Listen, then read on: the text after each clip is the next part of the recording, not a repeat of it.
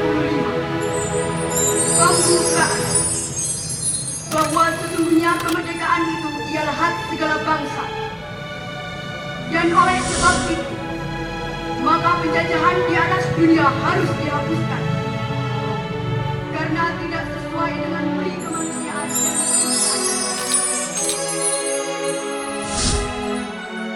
Sejak 18 Agustus 1945, UUD 1945 sudah diresmikan sebagai dasar hukum yang berlaku hingga saat ini.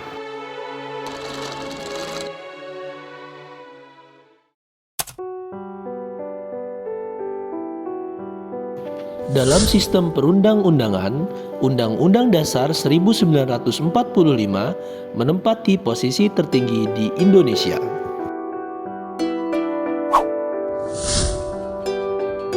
Adapun dua kedudukan Undang-Undang Dasar 1945 pada sistem hukum di Indonesia yaitu sebagai hukum dasar tertulis paling tinggi dan norma hukum tertinggi.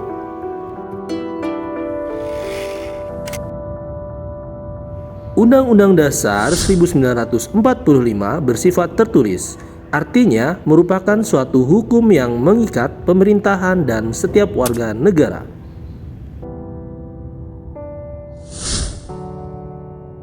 Tertulis artinya rumusannya jelas dan dituliskan sehingga menjadi hukum yang mengikat pemerintah dan warga negaranya. Singkat dan supel artinya harus dikembangkan sesuai dengan perkembangan zaman dan memuat hak asasi manusia. Memuat norma dan aturan yang harus dilaksanakan secara konstitusional. Merupakan peraturan hukum positif tertinggi yang mengatur peraturan perundang-undangan yang lebih rendah.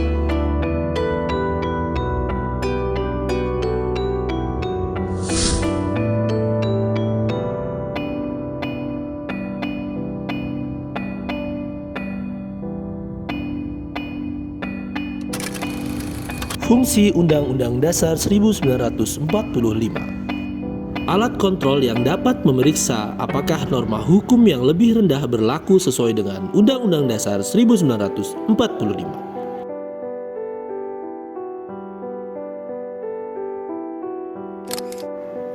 Pengatur, artinya UUD 1945 berperan sebagai pengatur bagaimana kekuasaan negara disusun, dibagi, dan dilaksanakan.